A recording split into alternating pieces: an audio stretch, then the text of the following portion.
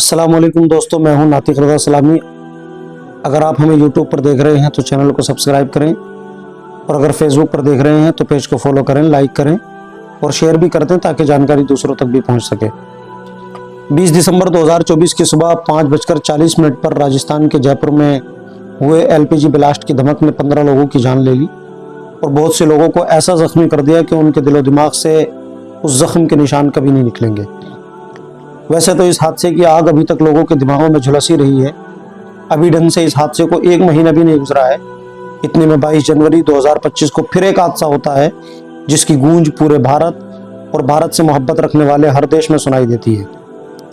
दरअसल ये घटना है एक रेलगाड़ी की, एक ऐसी गाड़ी जिसमें मुसाफिरों ने सवार होते टाइम सोचा भी नहीं होगा कि अगर अचानक से ये ट्रेन रुक गई तो साथ ही हमारी जिंदगी भी रुक जाएगी। एक ट्रेन जिसका नाम होता है Pushpak express, Lucknow railway station से मुसाफिरों को चढ़ाते उतारते मुंबई के सफ़र पर निकलती है। अपनी मंजिल के आखिरी मरहले यानी मुंबई रेलवे स्टेशन से 420 किलोमीटर पहले अपने सफ़र में चलते हुए महाराष्ट्र के जलगांव से 20 किलोमीटर दूर अपनी पूरी आबोताब के साथ चल रही थी। उसी दौरान ट्रेन की एक जनरल बोगी D3 में एक चाय वाला चाय की सदाएं लगाता हुआ आ जाता है। अब जिसको चाय पीनी होती है वो चाय लेके चाय की चुस्की में मस्त हो जाते हैं, और जिनको नहीं पीनी होती है वो अपने सफ़र में मस्त हैं ही। उसी डब्बे के ऊपर वाली सीट पर 2 लड़के जो कि ज़िला बस्ती के रहने वाले होते हैं, एक का नाम होता है उदल और एक का नाम होता है विजय कुमार। वो दोनों चाय वाले पर कुछ खास गौर नहीं करते बल्कि उसको अनसुना कर देते हैं। इतने में चाय वाला न जाने मजाक में कहता है या उनको मुतवज्जे करने के लिए कहता है, वो कहता है कि पीछे वाली बोगी में अचानक आग लग गई है। जैसे ही उदल और विजय कुमार ने चाय वाले की जुबानी आग की ये बात सुनी, उनके दिमाग में फौरन 20 दिसंबर 2024 को जयपुर में होने वाला एलपीजी ब्लास्ट आ जाता है और वो सोचते हैं यार जैसे वहाँ लोग मारे गए थे कहीं यहाँ भी ऐसा ना हो जाए। फौरन वो दोनों ज़ोर ज़ोर से आग चीखने चिल्लाने लग जाते हैं। जैसे ही चाय वाले ने उन दोनों को भी चीखता हुआ देखा तो वो भी फौरन ज़ोर ज़ोर से आग चिल्लाने लगा। यहाँ कन्फ्यूज़न ये हो गई कि चाय वाले को पता ही नहीं लगा कि ये दोनों मेरे कहने की वजह से आग चीख रहे हैं, बल्कि उसे लगा कि उन्हें भी उस आग के बारे में पहले से ही पता है, इसलिए वो बेचारा भी जोर जोर से चीखने चिल्लाने लगा। देखते ही देखते ये खबर आनन फानन में पूरी बोगी में फैल जाती है और लोगों में घबराहट का माहौल बन जाता है। चाय वाला फौरन सोचता है इससे पहले कि कोई बड़ा हादसा हो क्यों ना ट्रेन को रोका जाए।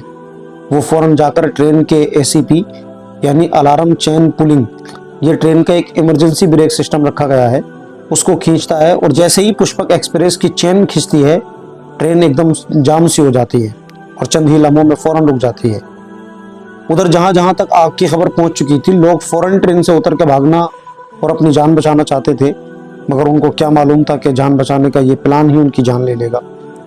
और वैसे भी आप तो जानते हैं कि इंडियन ट्रेनों में जनरल बोगियों में भीड़ का क्या आलम होता है।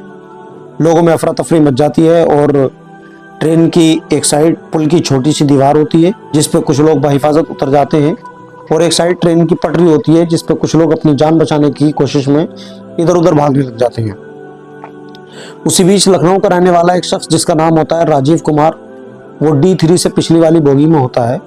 वो अचानक से ये सब कुछ होता हुआ देख अपनी सीट से उठता है और फौरन बोगी के दरवाजे पे आकर दरवाजे के पाइपों को दोनों हाथों से पकड़ के बाहर झांकने लगता है। वो देखता है जिस जगह ट्रेन रुकी हुई है वो एक मोड़ है और वो मोड़ खतरनाक झाड़ियों से छुपा हुआ है। जैसे ही राजीव कुमार थोड़ी गौर से उस झाड़ी की तरफ देखता है तो उसे नजर आता है कि एक ट्रेन जिसका नाम कर्नाटका एक्सप्रेस है, जो यशवंतपुर से चलकर निजामुद्दीन रेलवे स्टेशन दिल्ली को जाने वाली थी, बहुत तेजी के साथ उसकी तरफ आ रही है। इधर वो देखता है कि कुछ लोग ट्रेन की पटरी पर अफरा तफरी मचाए हुए इधर उधर भाग रहे हैं। वो फौरन खूब जोर जोर से चिल्लाकर उन लोगों को बताता है कि उधर मत जाओ, पटरी से हट जाओ, ट्रेन आ रही है।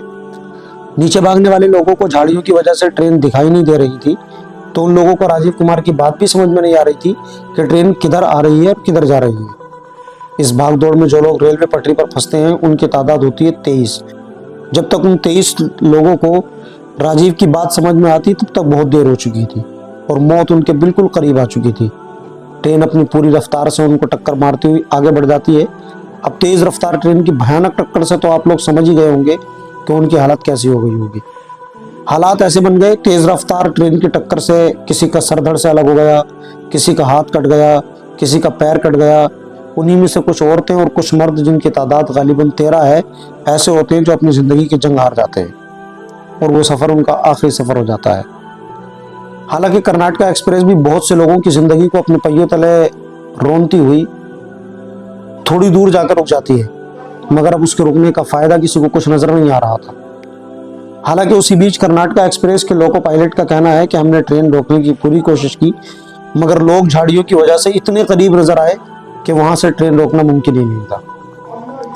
और उसकी ये बात समझ में भी आती है, क्योंकि कोई क्यों जानबूझकर इतने लोगों को मौत की नींद सुलाएगा। बहरहाल ये सब कुछ होने के बाद लोग उस आग को तलाश करते हैं कि वो आग जिसकी वजह से ट्रेन रुकी और इतने लोगों की जान गई, वो आग लगी किस जगह है। काफ़ी तलाश करते हैं मगर आग नज़र नहीं आती है। आखिर में पता लगा कि थोड़ा सा धुआं उठने की वजह से आग लगने की गलतफहमी हो गई, जिस गलतफहमी का खमियाजा 23 लोगों की जिंदगियों ने भरा। बहरहाल इस हादसे से कुछ ही देर में पूरे देश में हड़कंप मच गया। आसपास के तमाम सिक्योरिटी कंपनियां, चाहे पुलिस हो, आरपीएफ हो, तमाम मौके पर पहुंची और जाकर मोर्चा संभाला। जो लोग जख्मी थे उनको इमरजेंसी हॉस्पिटल भेजा गया और जिनकी मौत हो चुकी थी उनकी पहचान कराकर कुछ का पोस्टमार्टम कराया गया और कुछ ऐसे ही घर वालों को सौंप दिए गए। साथ ही रेलवे ऑफ इंडिया ने मरने वालों के लिए 1.5 लाख और जख्मी शुदा लोगों के लिए 50,000 और हल्की फुल्की चोट लगने वालों के लिए 5,000 रुपये बतौर मुआवजा देने का ऐलान किया है। वहीं पर राज्य सरकार यानी महाराष्ट्र सरकार ने अपनी जिम्मेदारी समझते हुए मरने वालों के लिए 5 लाख और जख्मी शुदा लोगों को मुफ्त इलाज का ऐलान भी किया है। ऐसे में पूरा देश वहाँ मरने वाले या जख्मी होने वाले लोगों के गम में शरीक है। जुड़े रहिए हमारे साथ और देखते रहिए ऐसी रोज़ नई खबरें और कहानियाँ। आखिर में चैनल को सब्सक्राइब ज़रूर करके जाएं और फेसबुक पर पेज को फॉलो ज़रूर कर लें।